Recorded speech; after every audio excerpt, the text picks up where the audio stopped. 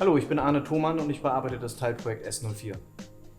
Also hättest du mir erzählt, du bleibst in der Wissenschaft und machst dann irgendwann eine Promotion, hätte ich gesagt, auf gar keinen Fall. Aber so ist es gekommen.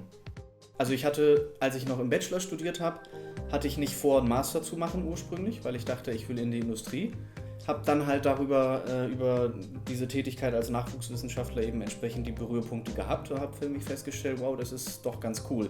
Habe aber trotzdem währenddessen immer noch so gedacht, promovieren, naja, ich glaube nicht. Ja, und so kam es dann halt mit der Zeit immer mehr, dass ich gedacht habe, doch, eigentlich hast du da Lust zu. War nicht geplant auf jeden Fall. Also in S04 bearbeiten wir sowohl Mikro- als auch Makroproben durch spanabhebende Prozesse. Das heißt, wir trennen Material vom Probenkörper ab in Form eines Spans und erheben dabei bestimmte Messgrößen. In erster Linie machen wir Deskriptoren, oder wir erheben Deskriptoren. Diese sind an den Kenngrößen der Zerspanbarkeit orientiert. Zerspanbarkeit ist eine Eigenschaft eines Werkstoffs, sich spanend bearbeiten lassen zu können.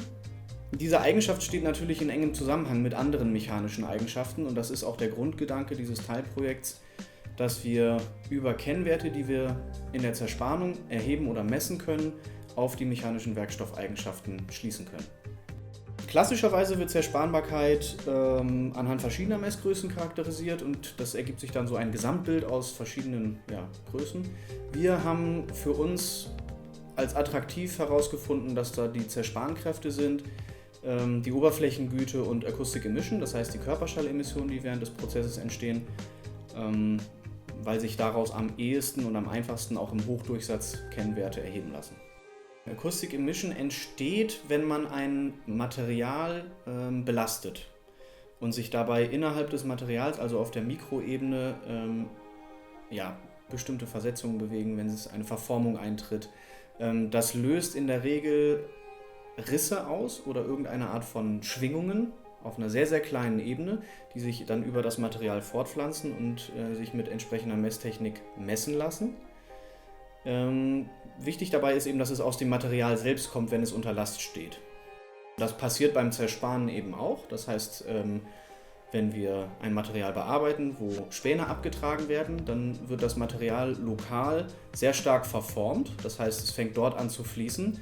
Und dieser Prozess verursacht eben eine bestimmte Schallemission und die kann man hinterher aufzeichnen und auswerten, weil wir davon ausgehen, dass die materialabhängig ist oder sich Materialien eben darüber charakterisieren lassen.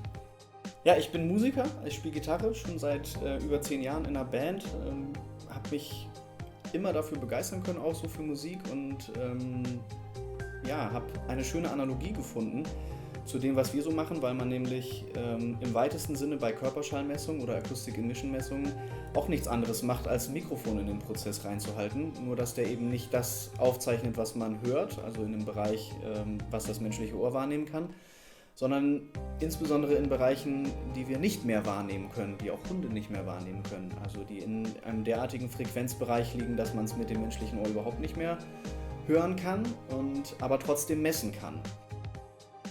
Ich finde die Zusammenhänge spannend, die sich aus diesem ganzen SFB ergeben. Dass es eben nicht nur dieser kleine Mikrokosmos ist, in dem man sich selbst befindet oder bewegt. Jedes Teilprojekt hat zwar für sich auch eine wissenschaftliche Herausforderung zu knacken, aber das Gesamtkonzept funktioniert nur mit allen zusammen und das ist das, was ich daran auch spannend finde.